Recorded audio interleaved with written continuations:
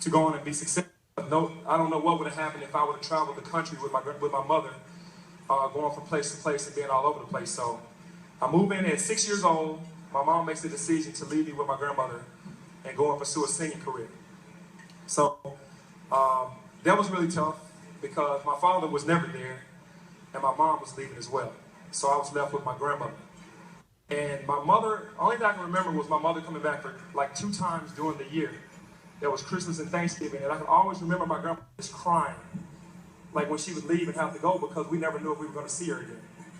So I had to make a decision at that point if I was going to let that kind of take me downward or if I was going to use it as motivation. And I think I used it as motivation. When I moved in with my grandmother, thank you. When I moved in with my grandmother, I had to sleep on the floor. I was there for 8 years. I slept on the floor for 8 years. We just made it work. I never had a bed. Didn't know any different. My grandmother was just a very strong woman that didn't allow me to make excuses, didn't allow me to feel sorry for myself. I was dealt a hand, I had to deal with it. And as a kid, it's really tough. You have to grow up really fast in the neighborhood. And I was blessed to have a woman that was so strong because, like I said, the neighborhood was ready to take young men to go out and do all kind of negative things. And you can imagine being in the neighborhood and seeing guys being able to, most of the guys that were in my neighborhood were able to do whatever they wanted to do. And I was just definitely under control. So I'm with my grandmother for 8 years. My mom decides to come back when I'm 14. And that's when I really got introduced to, 13. I got introduced to the Irish Samuelson Junior Girls and Boys Club. It was the first time I had my own bed, which was a twin bed. I'm 6'3". Now, so I'm hanging off the edges of this twin bed, but it was a bed, it wasn't the floor anymore, so. But that's when I actually started going to the Girls and Boys Club. That Girls and Boys Club at the time came at a time where gangs were really tough in my neighborhood. A lot of murders, a lot of robberies, a lot of things that were going on with my friends. And I had a decision to make. And the Samuelson Junior Girls and Boys Club made it easy for me to go and be there instead of being with the guys that were doing all the wrong. And I can't thank the Boys Club enough. It was a safe haven that allowed me to stay out of trouble.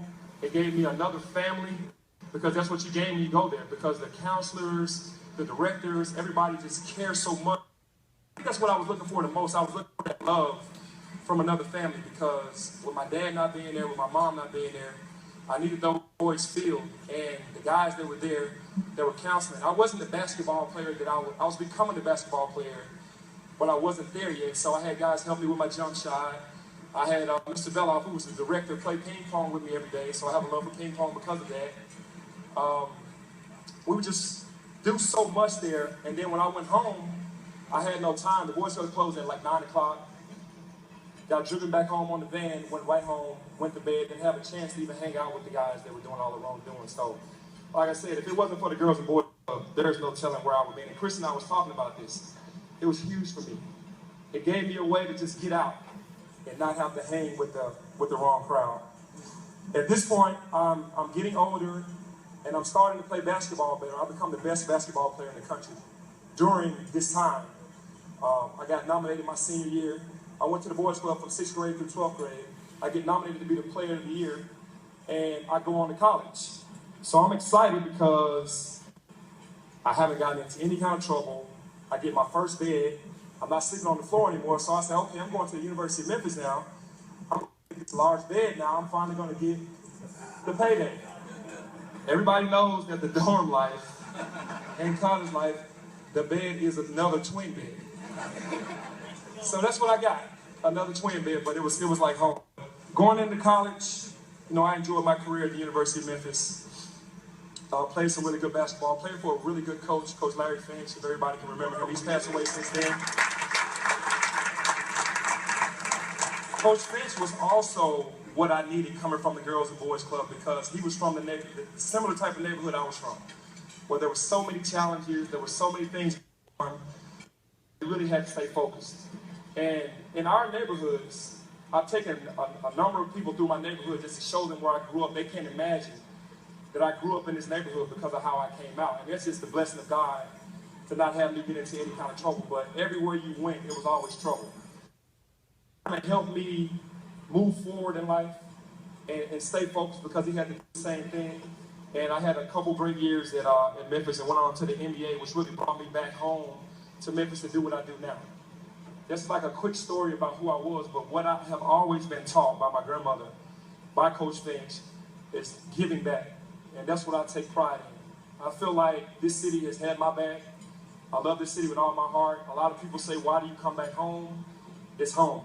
And I feel like I'll do whatever I can in my power to give back. I have an AAU program with 2 girls.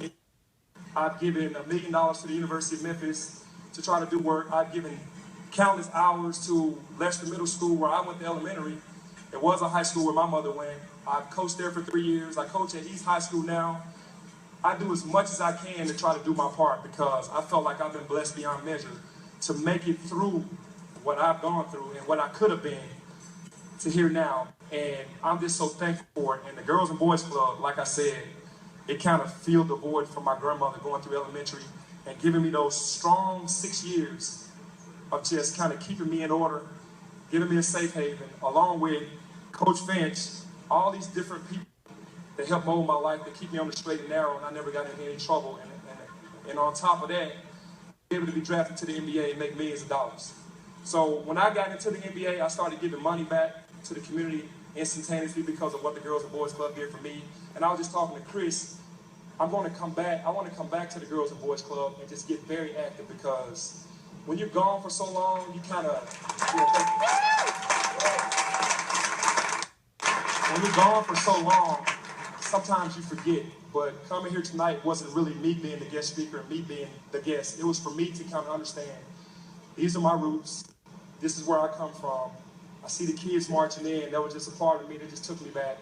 And I need to be involved. I'm involved with a lot of charities and giving back to the community, but I have to get back into the Girls and Boys Club. So, you know, coming here tonight was big for me to see the same people, the kids walking the same as I walk and dreaming big and having speakers that come up and talk. I was that kid. So my thing to the kids is that if I can do it, you definitely can do it. I mean, I came from some very adverse situations.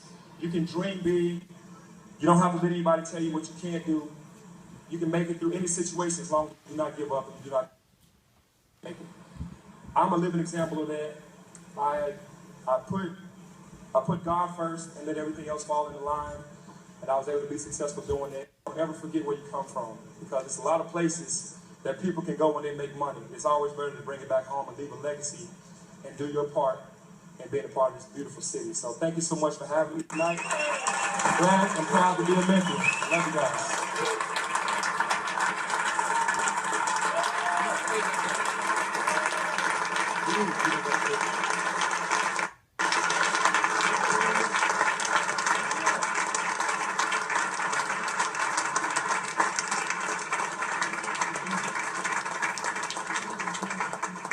How awesome was that? Give another round of applause for Penny Hardaway. Penny, we truly cannot thank you enough for joining us tonight and your support of the Boys and Girls Club. If I could have Shanice, our 2006 State Converters Chair, join me on stage. We'd like to present you with a gift as a token of appreciation.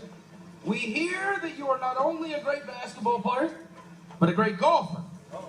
Therefore, we took the opportunity to get you this brand new hot putter that is a fit for your frame, as well as a round of golf, friends at Miramichi Golf Course. And if you didn't know, our annual Boys and Girls Club of Greater Memphis Golf Classic is coming up in June with an awesome party on Friday night, June 17th, followed by a golf tournament on June 20th and 21st, all at Chickasaw Country Club. Penny, we'd love to see you there. While I have Michael here up on the stage with me,